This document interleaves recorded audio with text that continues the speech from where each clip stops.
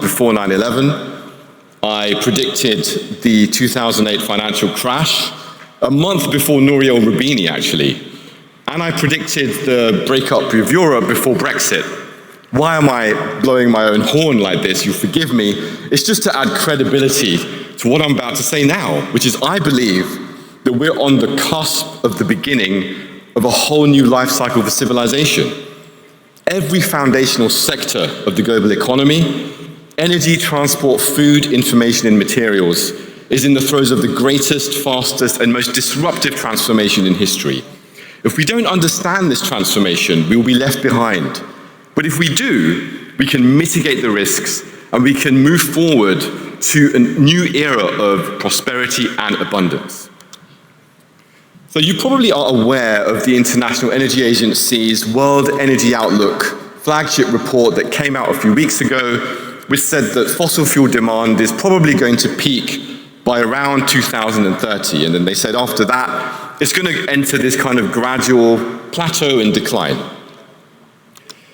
And the basis of this prediction was this big technological disruption that's taking place right now with renewable energy and electric vehicles and so on and so forth, which the IEA said is really taking off, and it's going to take a big chunk out of the incumbent energy system. But here's the thing. The IEA has been wrong for 20 years. But what do I mean by that? Well, if you look at the blue lines on the right-hand side, those are the predictions of the World Energy Outlook every year for the last 20 years of renewable energy, and they've always been wrong. In what sense? They've always been too slow. The real trajectory of renewables has always scaled exponentially according to the red line and much faster than conventional analysts anticipate. So I believe that the IEA's latest forecast, while definitely progress in terms of its forecasting ability, is still too conservative. I do think that we are looking at the inevitable decline of fossil fuels, and that's something I think we've heard a lot about in the run-up to COP. And I think it's being driven by two factors. One is internal, and I'll quickly explain what I think the key internal dynamics are. Have you heard of the concept of energy return on investment? Please don't be shy. Put your hand up if you've heard of that concept. Well, fantastic. We have as many as a single hand, I think, maybe 5 people maximum have heard of that. So that's testament, I think, to the lack of understanding of a really key concept in understanding energy. Now, that diagram looks super complicated, but it's a really, really simple idea. It's a simple ratio. How do you measure how much energy you use to get a certain amount of energy out? So obviously, you want to put a little bit in and get loads out. But the more energy you need to put into a system to get the energy out, obviously the quality of your energy then is declining. Now, what some scientists have found is that since around the 1960s, the EROI value of fossil fuels overall worldwide essentially reached a maximum and has since then began to decline, roughly by half over the last few decades. Looking specifically at oil, French scientists published a study looking at, I'd like you to focus attention on the graph on the right, where they tried to look at how much energy is going to be used just to get the oil out. And they found that by 2030, it will be about 30%. By 2050, you'll be using about 50% of the energy from oil just to get more oil out. Now, this is economically not sustainable. Forget anything else. Which means that that decline, which the IEA hasn't really factored in EROI into its calculations, is probably going to be a lot faster than we think. But the second disruptive factor here is those technology disruptions that the IEA mentioned, which I think the IEA has underestimated them, as it has in the past. And that's because disruptions are generally really, really fast. And if you look at the pattern of history and disruptive innovations going back hundreds of years, it usually happens in a matter of decades. These two iconic photographs compare what happened with horses and cars. So obviously horses were the dominant mode of transport for millennia for human species.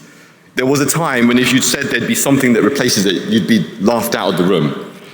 And that photograph, the first photograph shows, you don't see hardly any, cars on the road.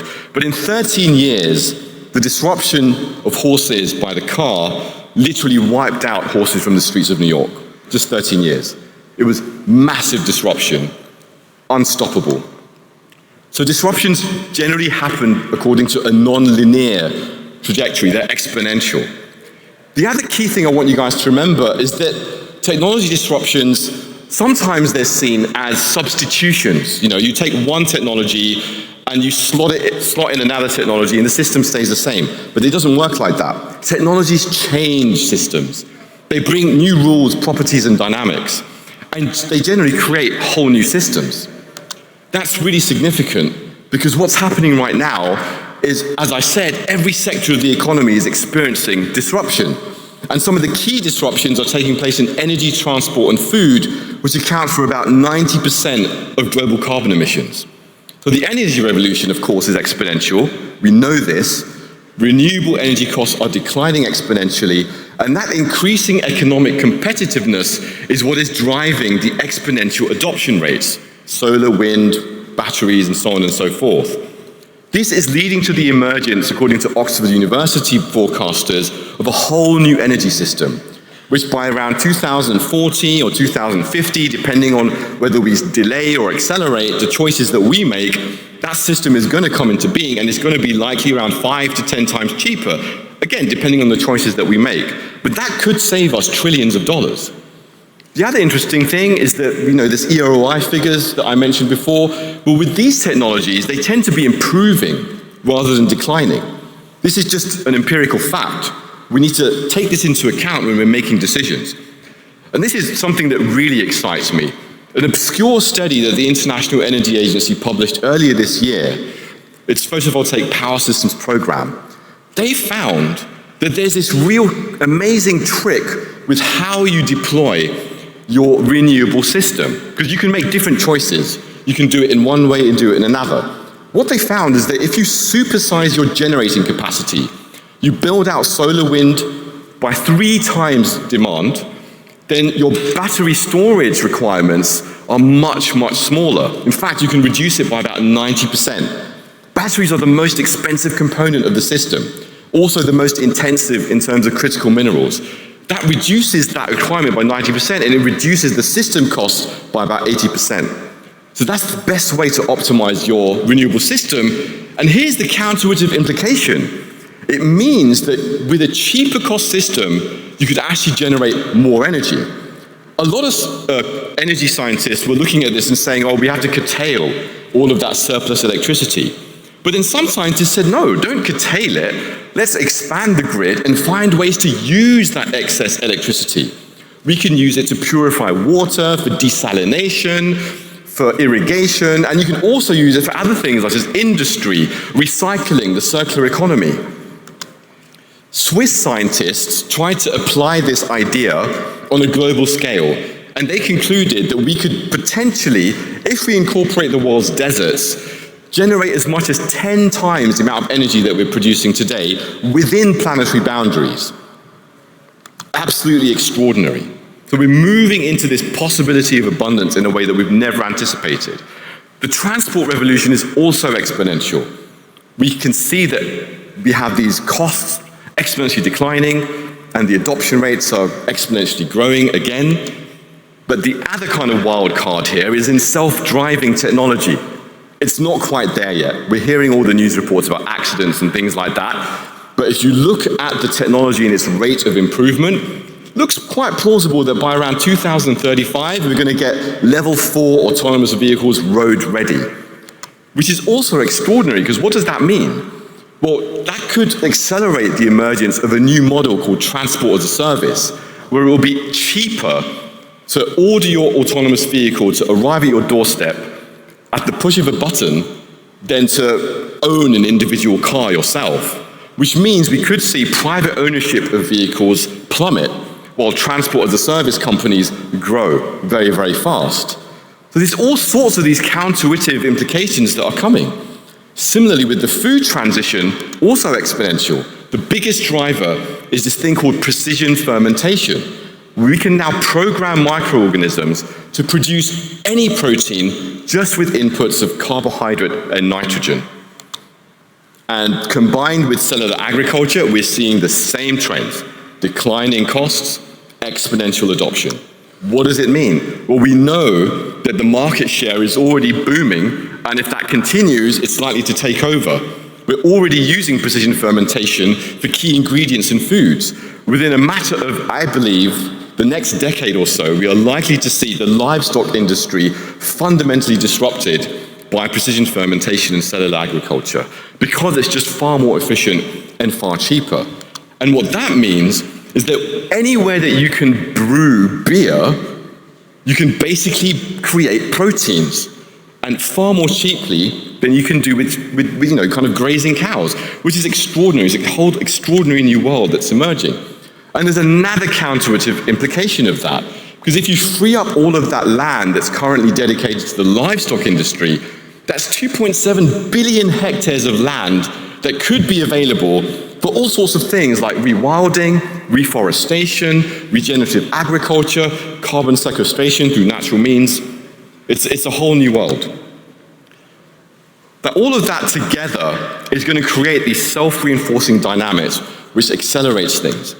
And on top of that, you've got the information disruption, which we already know about in our lifetimes, that these things can happen within a matter of a decade to 15 years. We're seeing it in AI, and it's just on the cusp. The costs of training a ChatGPT-3 model are going to plummet to double digits. A similar thing is happening with the cost of processing queries. From a billion to do a billion inferences, it's just like $300.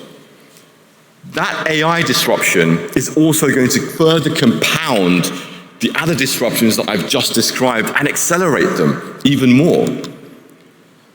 So what that means is that big changes are coming. I call it a global phase shift. But here's the rub. With all of that speed, all of that exponentialness, and I've used that word so many times, it's not fast enough. We still are in the climate danger zone.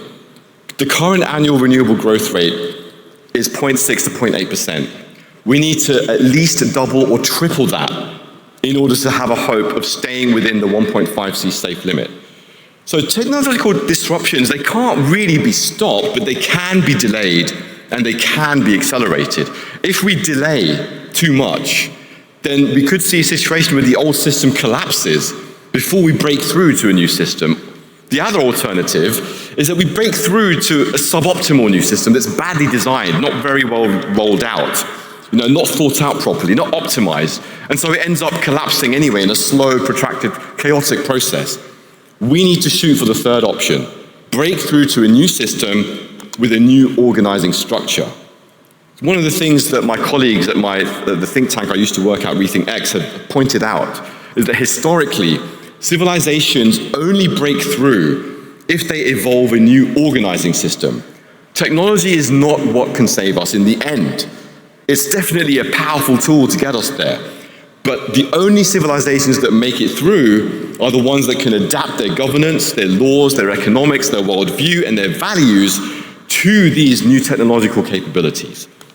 So that's what we need. We need both. We need technology, all the best that we can, and we need an advancement of culture and civilization. If we achieve that, we could genuinely build a world in which we have abundant clean energy, 10 times cheaper, abundant food, transport, education, information widely available. It can be a world that we could never have imagined in our wildest dreams. That's what's possible. We have everything to play for. We just need to make the right choices.